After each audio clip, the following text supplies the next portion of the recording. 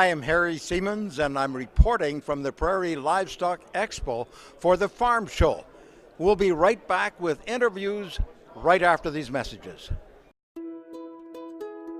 Hi, I'm Rick Funk from Funk's Toyota. Our family has been in the automotive business for over 45 years. That's 45 plus years of looking after customers. We have a top worldwide recognized product that we are proud to be a partner with Toyota Canada. Every new and used vehicle is negotiable when it comes to purchasing your vehicle here at Funk's Toyota. Our staff of many years is very knowledgeable and will help you, not force you with your buying decision. There are no hidden fees and no pressure tactics. Not only that, we promise what we deliver and have one of the best used vehicle warranties in the business. Our staff love to serve, and you will feel like family after your first visit. We are not perfect, but we love to please here at Funk's Toyota. For those of you that have experienced our Funk's Toyota family way, please share it with others and like us and share us on Facebook. We are proud to be a sponsor of the Manitoba Amateur Sports. Visit us online at www.funks.toyota.ca.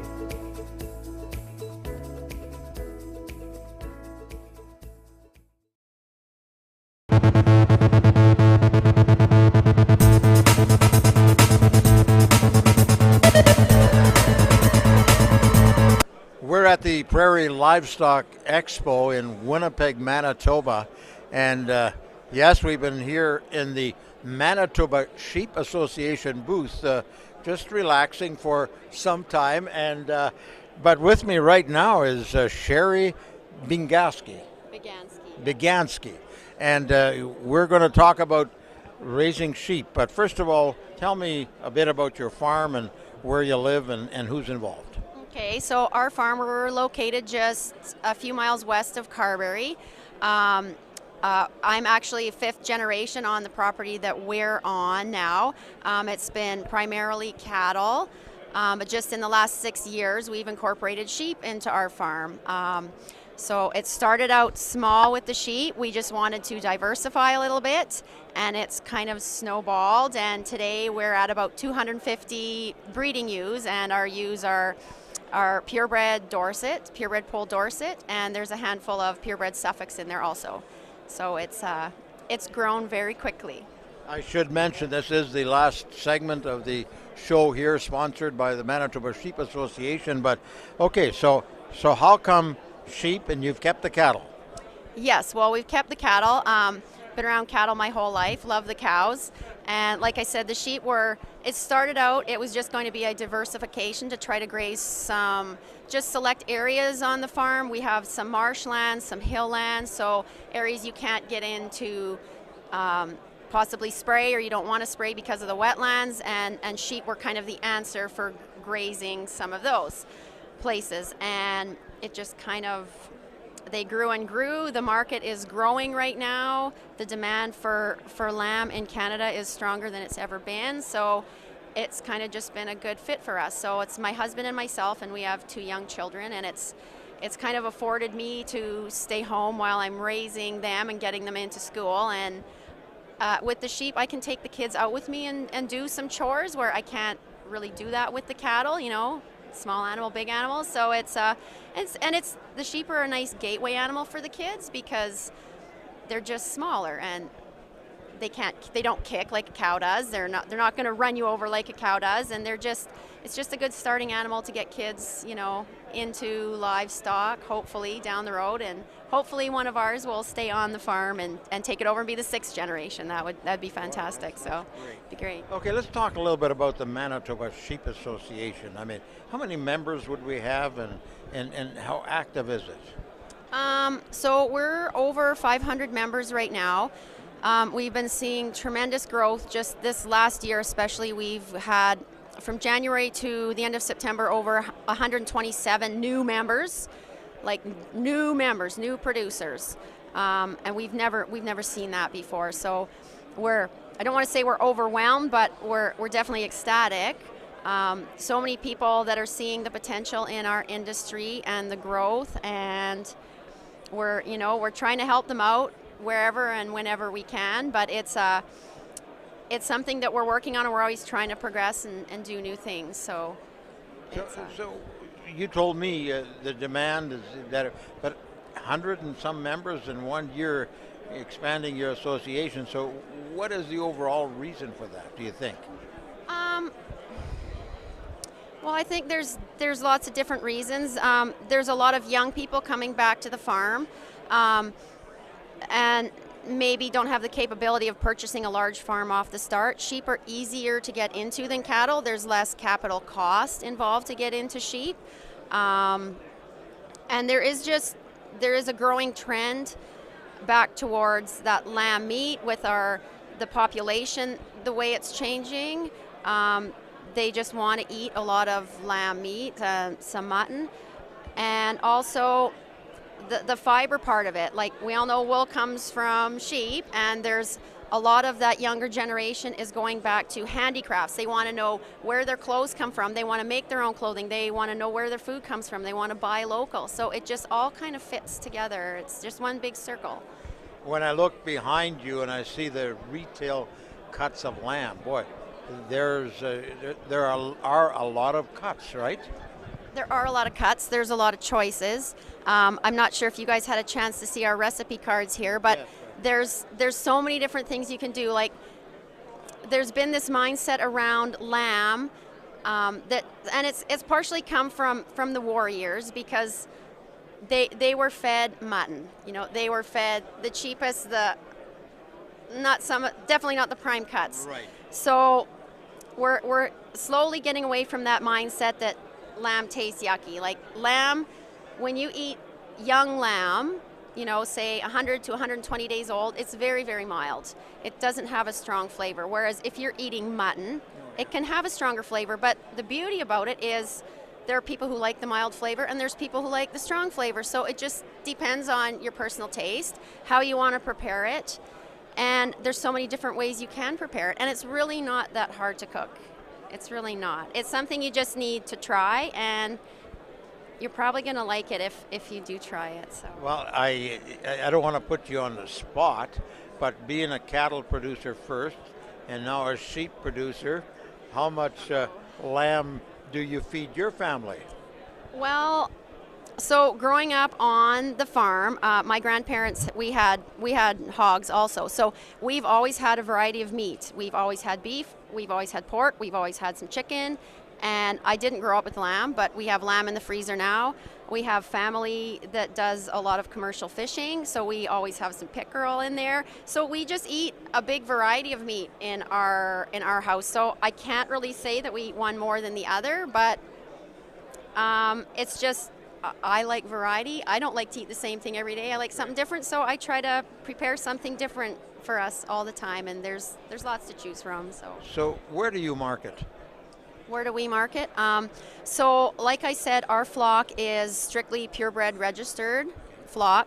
So we sell a lot of rams. We sell a lot of ewes, ewe lambs for breeding stock.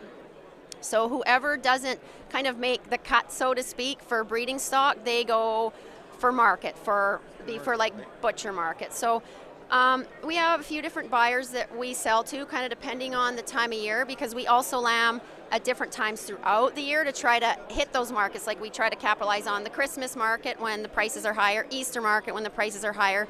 There's other ethnic holidays throughout the year where the prices fluctuate. So we try to take advantage of that by lambing different times throughout the year. So there's lots of different ways you can come at raising sheep. Like it's not quite as, I don't want to say stringent as beef, but there's a lot of options for people to look at. Have the genetics changed like they have in pork and pigs and so forth? They have changed, maybe not to the same extent. If we want some really different genetics, we kind of have to go out of the country. So our flock being mainly Dorset, we just actually imported semen some from New Zealand and some from Australia this last summer, and we just did an AI program. So we've got a whole group of ewes that we AI'd, and that's where some of our new genetic base is coming from. So it's going to be very exciting come April to see the new lambs and how the new genetics is definitely going to change our program a little bit. And coming from New Zealand and Australia, like that's where it's at for sheep. Like, they've been there, done that, and they know what they're doing. So, I hate to say we're kind of playing catch up, but we kind of are a little bit, but we're improving all the time. So we're getting there. Anything you'd like to add about the industry or about the association? As far as the industry goes, there's just so much potential. Like, there's so much growth.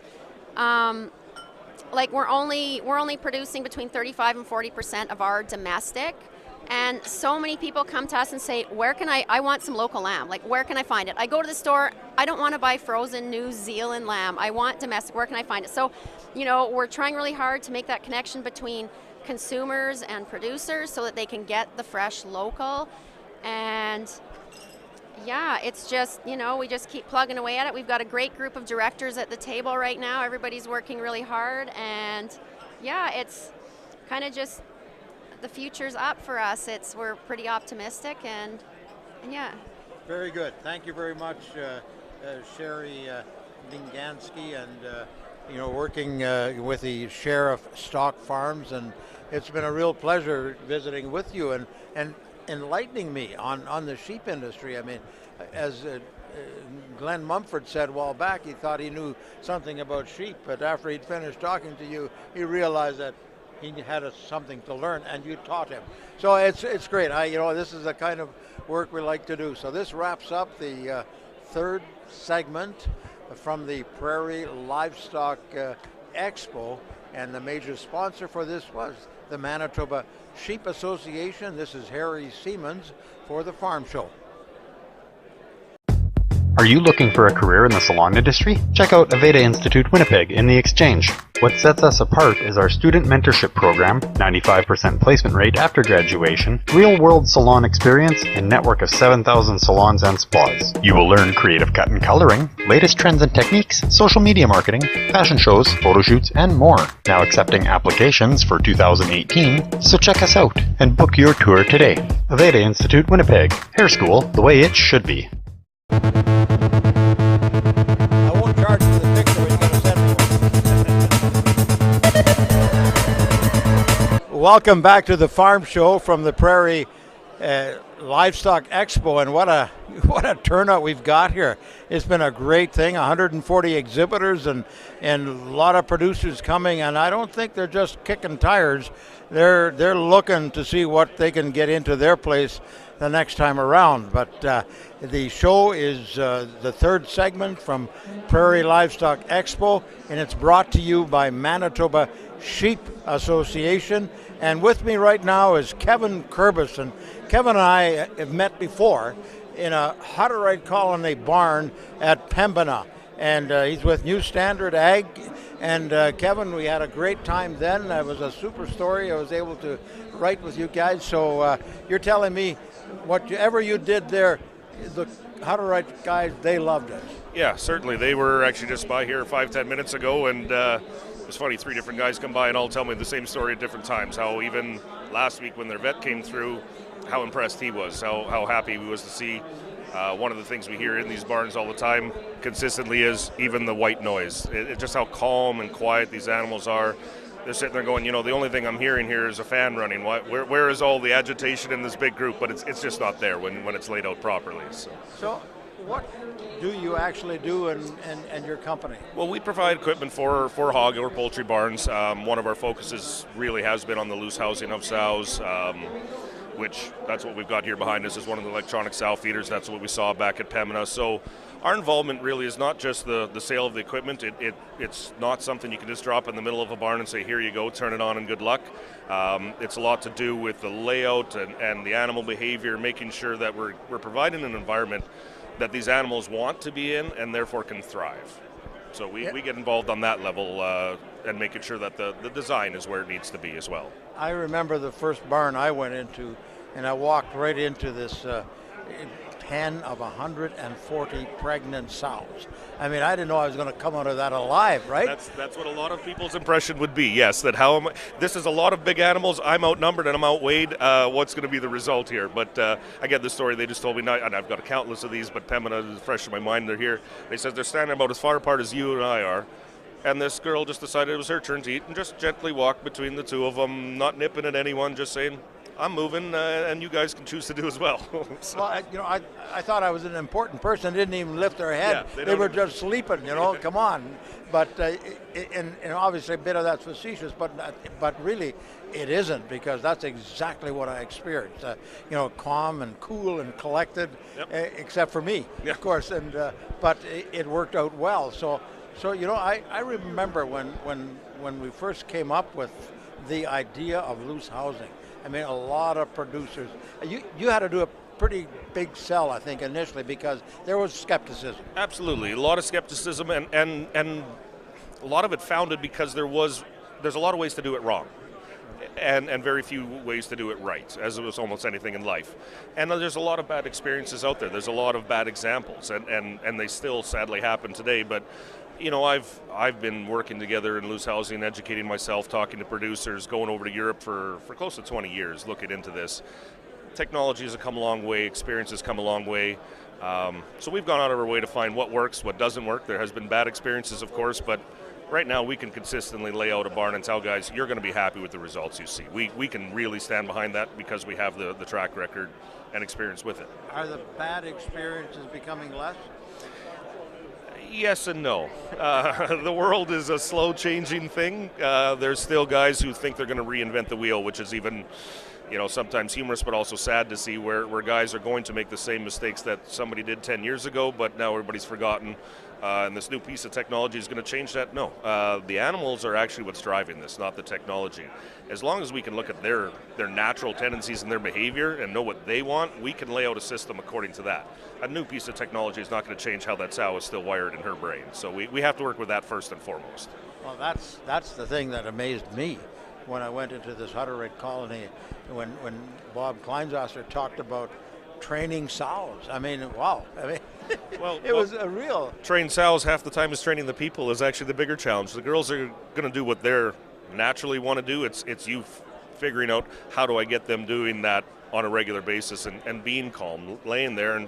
And we remove the humans to a large extent from it so that, later, as you say, you go walk through that pen and they no longer pay attention. They don't care that you're there because you're no longer a factor in their comfortable life. And, and the thing is that when you talk about maybe some of the bad experiences, you talked about not reinventing the wheel or whatever, but at the same time, there's also people that still want to cut costs. Absolutely. There's always going to be that. You're going to have a portion of not just this industry, but any that is going to look for the cheapest way to do it. Yes, we have to be economical, but sometimes you can't cut those costs, cut the corners, and then expect the same results, right? It's just not going to work out. So repeat for me again, the components of the one that we visited at the Pembina colony. The main component is right here, the electronic sow feeder, commonly known as an ESF, and it is nothing more than a machine that allows the animal to enter on her own. She activates the gate to come in with her nose. She comes in, and now an RFID tag in her ear is identified by antenna. At that point, the computer makes a decision and goes, has she already eaten today? If she has, I'm unlocking that gate and letting the next one in. If she hasn't eaten, if she's still got feed left for her, it'll start to dispense that and give her her full ration. So at any point, you can actually collect that data and know who's eating, who's not eating, that kind of thing. The next part that actually really, really makes it work is we can group several of these together, and then they come down a central corridor down to a separation unit. At that point, the animal is identified a second time, and she's either released back into the large group or she's separated out for whatever reason, be it a vaccination, going to farrowing, anything like that. So the producer doesn't actually need to go into the pen and say, look, I need these 5 girls to go out to the farrowing room, and he's got to get a board out there and try to figure out how to sort them out. He just tells the system, here, tomorrow when they come eat, I want them waiting out in that pen for me, and I'm going to move them down the hall. So that's what really lets this work. We can do a large group, and we're moving them without them realizing we're forcing them to go a different way. And then the producer can actually manage that whole herd properly. So there are different people that are doing, different companies that are doing this thing, but really, when I look back, and I didn't know how this was all going to work out, right? And now, obviously, it's really moving forward, because even in Manitoba, we just visited with Andrew Dixon a while back, and Andrew, like the expansion that's now starting happen in Manitoba, right? Are you noticing that? Yeah, the industry's got a little more positivity to it. We're come through the worst of the worst, I think. That's what we're seeing as well. Not only conversions, but new builds going up, which is always encouraging. That means the industry is looking to expand and grow.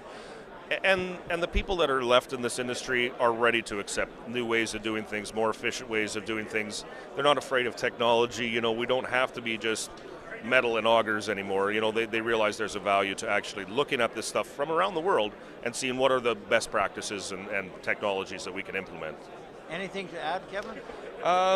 No, just more that I see this kind of thing as the way of the future, be it regulated or not. I don't think the regulation is going to do anything with it. It is really, people are seeing more and more examples of it can be done successfully, and that makes it easier for them to make that decision and continue moving forward. Thank you very much. Kevin Kurbis with the New Standard Ag, and what a insight into what is actually happening to hog production in Manitoba, and it's great to see. And thanks, Kevin, for your input. And this is the Farm Show coming to you from the Prairie Livestock Expo, brought to you by the Manitoba Sheep Association. And we'll be back with more right after these messages. At Super 8 Winnipeg West, we have your comfort in mind with free Wi-Fi and free daily Superstart breakfast. We also have guest laundry facilities, a state-of-the-art fitness center, and a jetted hot tub. Sleep well in a spacious guest room equipped with plush new bedding, a 50-inch flat-screen HD TV, microwave, mini refrigerator, and Keurig coffee maker. Or book a suite with a kitchen, ideal for extended stays. Super 8 Winnipeg West, located just inside the perimeter on Portage Avenue.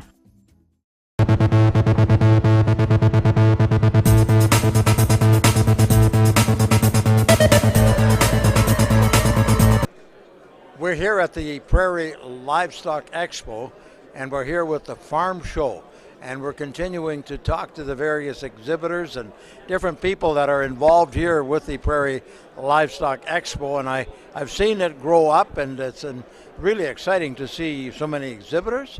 It's exciting to see so many producers. This particular part of the show is brought to you by the Manitoba Sheep Association, but with me right now is Mark Kleins. Wow, and he tells me his dad was Dan Kleins, such a great friend of mine, and he's with Kleins Enterprises, Kleins Geothermal. Boy, Mark, as you told me before we started, a broad company. Yes, we did. Took a lot of guts. But it's gone a long ways, and we are more manufacturers now and inventors than resellers. So what do you mean by more inventors and more manufacturers and more and not so much resellers? We have manufacturing our own, or we are manufacturing our own radiant heating pipe, top of the line, right here in Manitoba, colony made. And also we're huge into LED lights, anything to do with energy efficiency, especially geothermal. We're into manufacturing the flooring, which has the hose inside it for retrofit radiant floor heating, which goes along well with geothermal.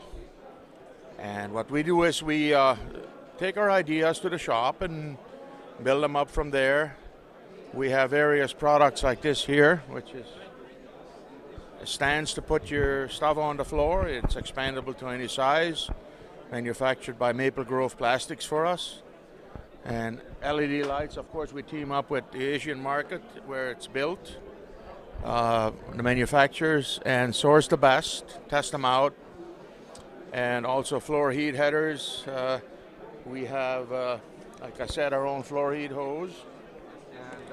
One thing we're really huge on too is water treatment.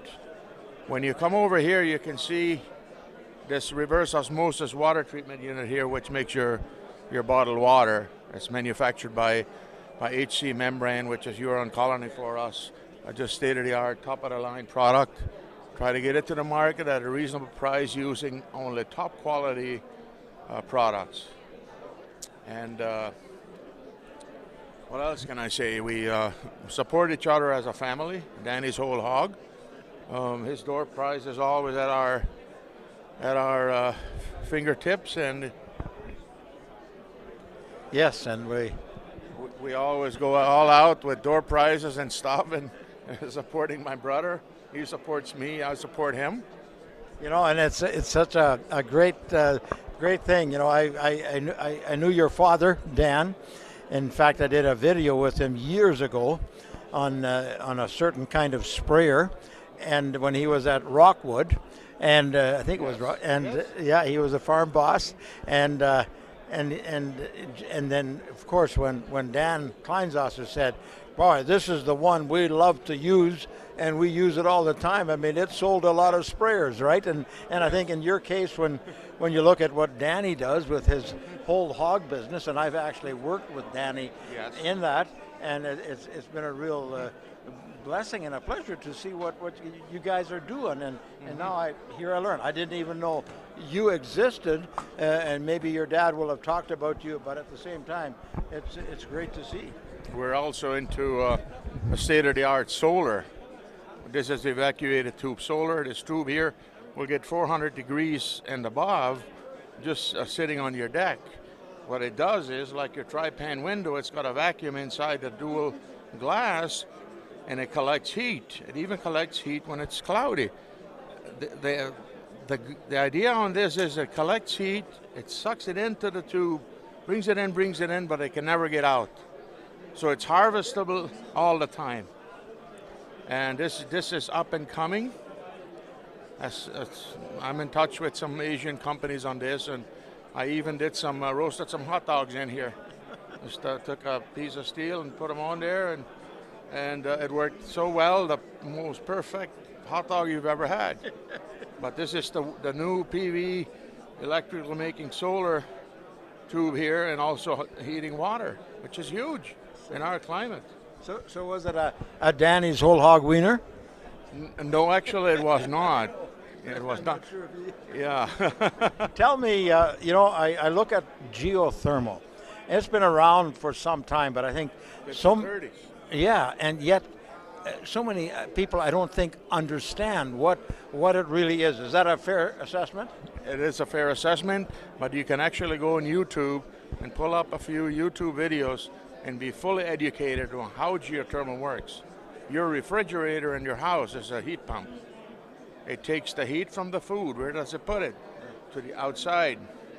It's moving it. It's a heat pump. It's very, very similar to geothermal. Okay. So, who do you sell to? 95% to the Hutterite colonies, and 5% to outside do-it-yourselfers. And what's a do-it-yourselfer? Person that knows what he's doing, and I just look over his shoulder and I make sure it gets done properly. So, are they for heating buildings and hog barns and what, all kinds? Schools. We just finished the Brightstone Colony School, did the ventilation in there, and also housing. Shops are huge for us, where we also dabble in the LED lights to save energy there. We import product factory direct, but we test out the product before we jump on a company and be their supplier or their reseller. I don't want this to be sounding facetious, but are these concepts and products, do they really save energy and save money? Absolutely. If they are installed properly, they will save you huge money. With solar being the big one now, geothermal being slow because there's no rebates, solar being high because there's a lot of rebates. And I'm really not for rebates. We're giving people free money. Do we really have it in our budget? We say we have it in the budget, but do we have the real money? So you talk about 95% of your customers are Hutterite colonies. So do you market to them, or how does that work? I market to them. I do every show like this show in Western Canada and the Northern U.S. So where do you work out of? Lockport, Manitoba, Canada. So that is, and you have your family involved with you? Family's involved, and that's who we are. Anything you would like to add? I would just like to say, before you decide on any efficiency, be it to your lighting, to your heating and cooling, which will be geothermal. Talk to an expert. Do your own research first, but then talk to experts that can explain to you and do a feasibility study if it's actually worth you going that route. Especially, I'm going to put out a warning right now with the solar. Be very careful. There's huge rebates out there, but what are you spending? I did a feasibility study where the payback would have been 10 years. Well, the life of the solar panel is only about 10 to 15 years, so do you really have a payback, or don't you? Yeah, very good. That's why I'm holding this guy up, because I can see a lot of hope in evacuated tube Okay. versus regular. Thank you very much, Mark Kleins, Kleins Enterprises and Kleins Geothermal here at the Prairie Livestock Expo. Again, we've talked to so many different exhibitors, and everyone is unique, and everyone has got something to offer that, when you have to really come by in order to determine whether, as Mark has just said, is it right for you? And I appreciate that comment. Well, that wraps up this part of it. We'll be back. This particular part was brought to you by the Manitoba Sheep Association.